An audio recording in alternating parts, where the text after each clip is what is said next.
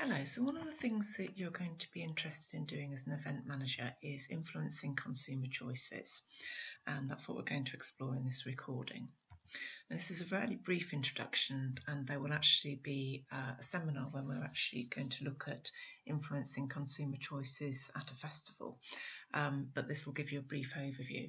So there's all sorts of different reasons why we might want to influence consumer choice, and I've just put a few up there, but some of the really obvious ones are you might want more people to attend your events.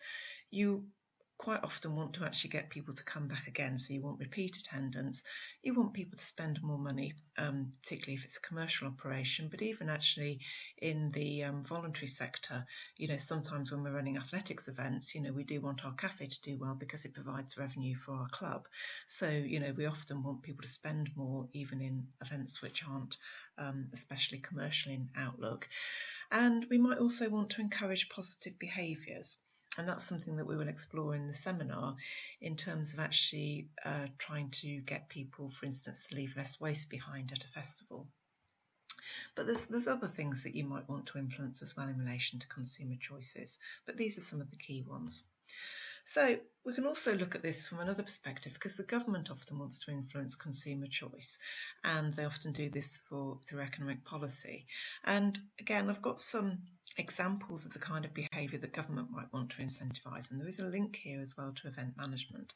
So, some of the classic things have been things like they want to stop people smoking because it's bad for people's health and it costs the government money through healthcare. They'd like people to drive cars less because it's bad for the environment and has other complicated problems to do with congestion and, again, people's health. It'd also like people to recycle more. So there has been various economic policies which have targeted those areas. And then perhaps more linked to events. Obviously during the pandemic, with the close of many hospitality venues, the government wanted to encourage people to spend in hospitality venues, and we'll look at that in a moment. And this was a way of actually getting people back into those venues and also trying to protect jobs in those areas. So, the government actually enacted some economic policy in order to do that. So, there's various ways that the government might address some of these consumer choices. And typically it's through things like taxes. So, for instance, smoking has quite a high tax on tobacco.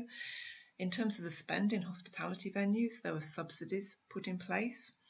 There can be laws in place in relative to things like recycling and regulations on that.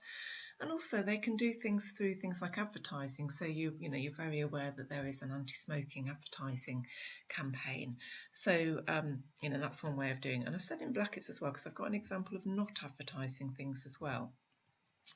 So if we look at that, this is an example of demarketing in tourism. So many years ago, and I believe this was back in the 1930s and 1940s, when Britain was developing an international tourism strategy, they decided that they would market Stonehenge as a significant historic site, but they didn't market Avebury. Now, Avebury is arguably, I understand from the archaeologists, a more important site in terms of its historic value. They're both very important, but Avebury wasn't marketed and Stonehenge was marketed.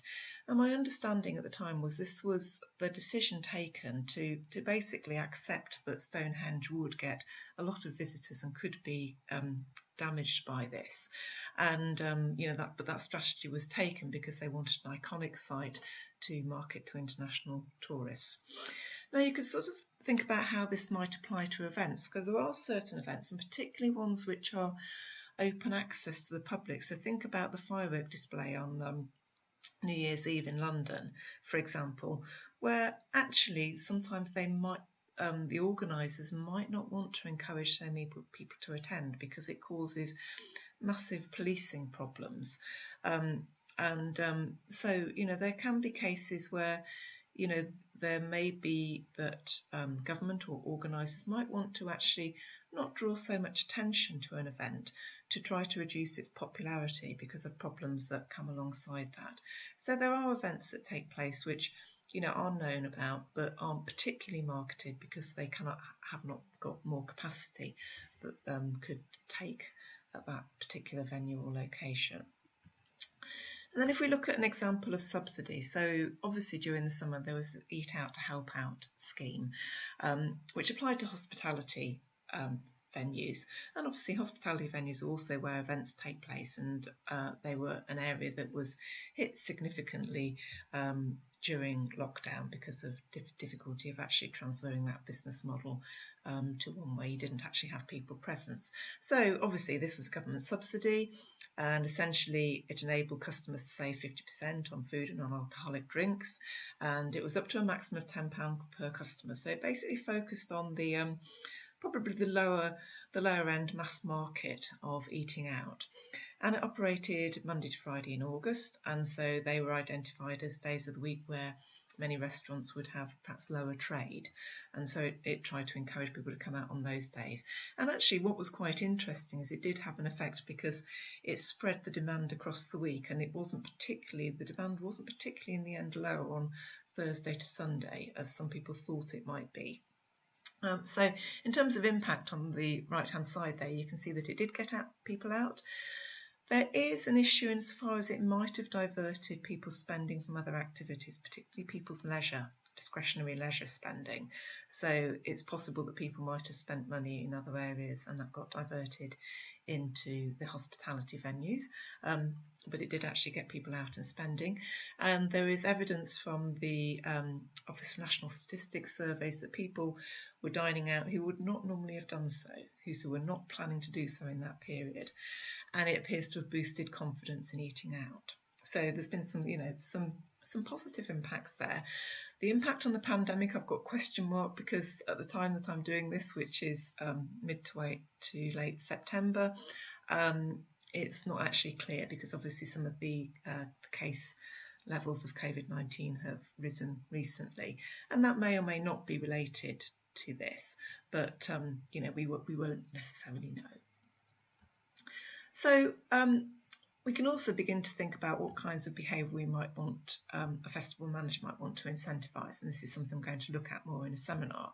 So I've got some examples here of some of the issues. So this one here, we're focusing on the behaviour, things you might want to get people to do in the context of an event that would actually make the experience for them, other people, and for the people managing the festival a little bit easier. So you've got things like using public transport, because we can see the problem of car parking. It takes up a lot of space. It also does quite a lot of that environmental problems associated with it. We want people to take home tents, and we want people to remove rubbish. And so we will explore this a lot more. And so festivals obviously want to avoid this, and there's a number of strategies that they have tried to adopt here.